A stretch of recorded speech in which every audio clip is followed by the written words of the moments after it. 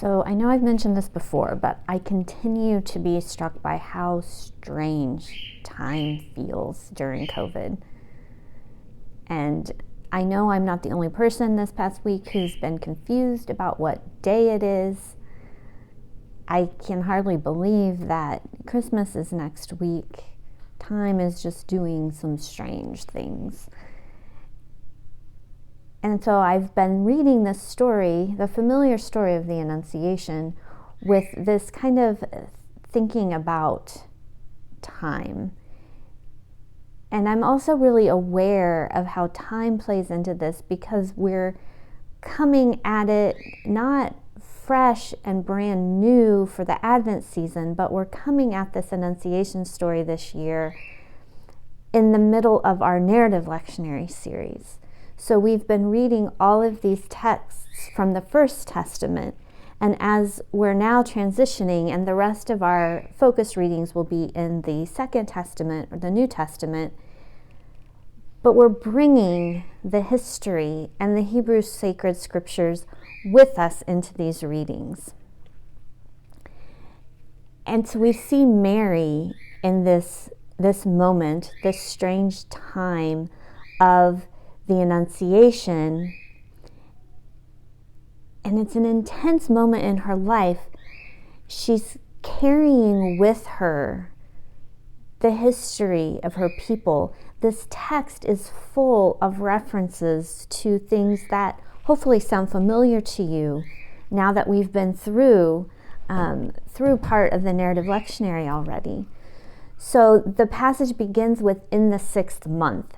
And I had to take a second and think, okay, 6th month of what? It's the 6th month of Elizabeth's pregnancy, which I just love that the Bible is here marking time based on a woman's reproductive rhythms, right? It's in the 6th month.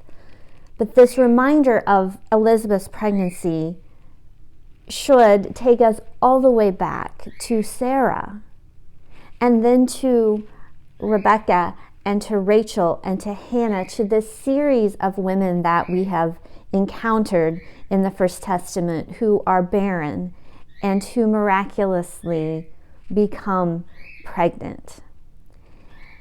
It's interesting to note the differences here, right? Because Mary is a young woman, not an old woman. She has not been asking for God to be pregnant because she has not even been married yet.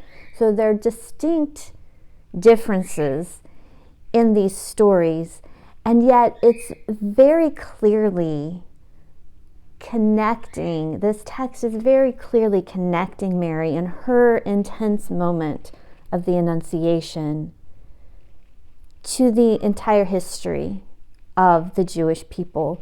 And particularly, it's situating her in this long line of Jewish matriarchs, our matriarchs of the faith, these women who were faithful to God and therefore received God's blessings. So in an intense moment, the whole history is brought in. It's not just about that moment. The angel Gabriel also talks about the throne of David, right? That we're told that Joseph is a descendant of David, and we are told that Mary's baby will be on the throne of David forever. And there are certainly some problematic aspects of that for me, probably for anyone who is a pacifist and at all familiar with the story of David.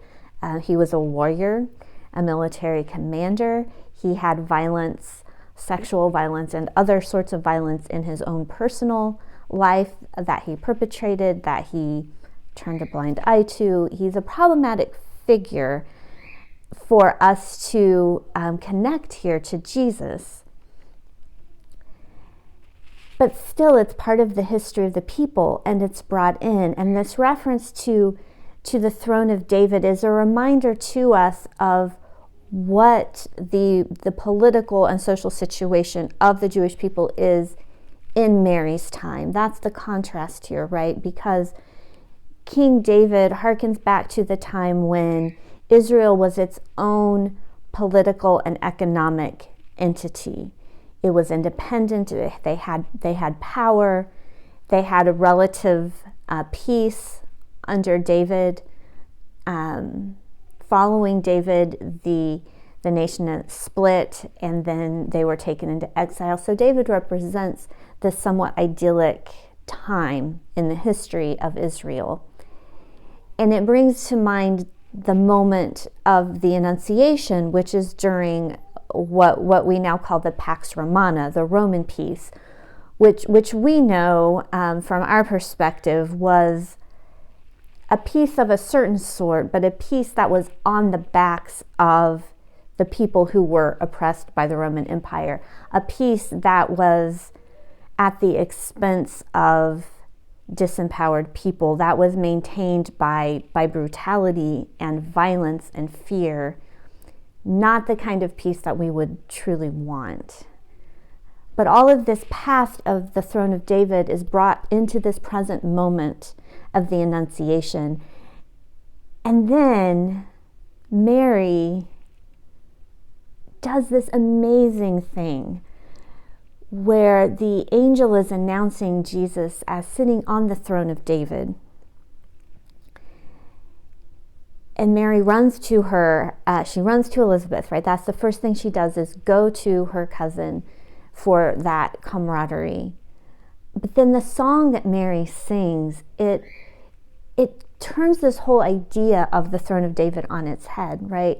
She's been told that your son will sit on the throne of David, and then she sings a song that says, God has brought the mighty down from their thrones. God has lifted up the lowly, right? He's fed the hungry and turned the rich away empty. So she is envisioning a different type of ruler for her people.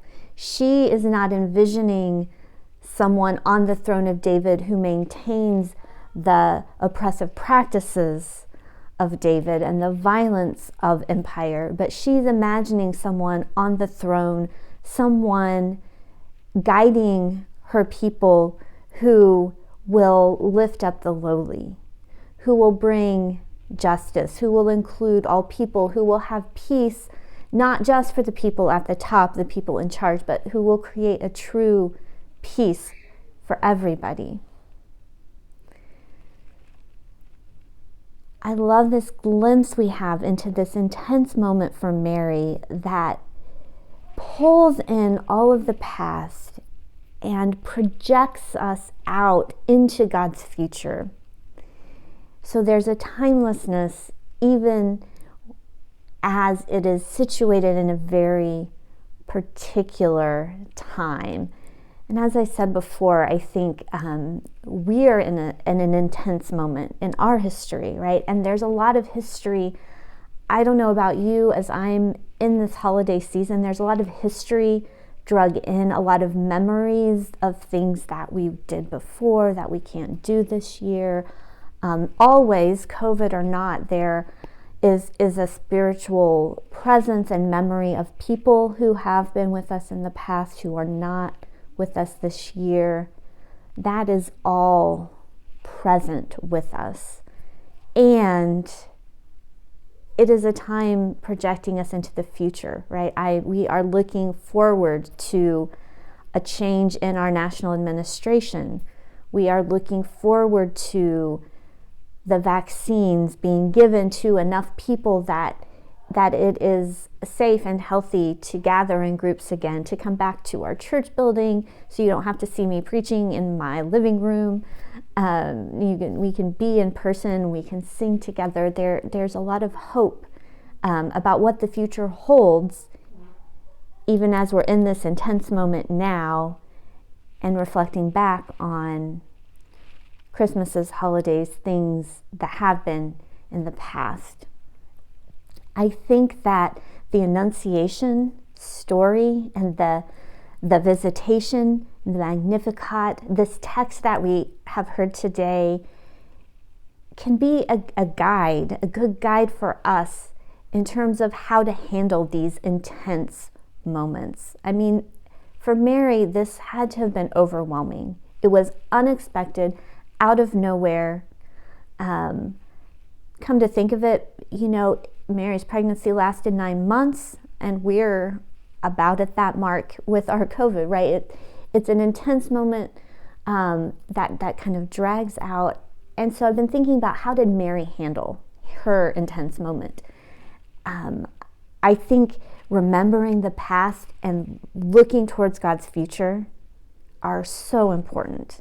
And those are things that as a community we can do together, which leads to my next realization when I looked at this passage, is that Mary went with haste to see Elizabeth. Her first instinct in how to deal with this is to go to someone else, to make community with this other woman who shares in her condition. And I think that's something we've been doing at the church. We've been reaching out to each other. We've been staying in community. And that is a good and holy and faithful response to moments of intensity. And the other thing that Mary does in her song, which is so beautiful, is that she is thinking beyond herself. When we're in intense moments, it can be easy to close in and just focus on ourselves. But she sings a song of praise, just like Hannah. There's echoes of Hannah's song all over this. And for Mary herself, she is facing social ostracism, even potentially a death penalty for adultery, being an unwed pregnant young woman. And yet she sees the bigger picture, and she sings this song of praise to God. And her song is about what God has done for her, and then it is larger. It is a celebration of the justice that God is enacting, will enact for all people. Her intense moment, her personal, what could have been a very serious personal struggle, does not force her to be selfish and focus in, but it turns her out to the world to recognize the suffering and the hope and joy that God is offering to everyone. So it has been and continues to be a joy for me to go through this intense time with you all as part of this church family.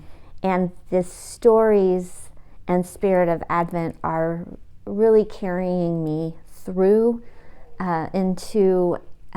through what is a definitely unusual holiday season this year. I pray that you also are finding hope and some joy, some connection to God, connection to the divine in these words that we are listening to and pondering together in this season. God's peace be with you all.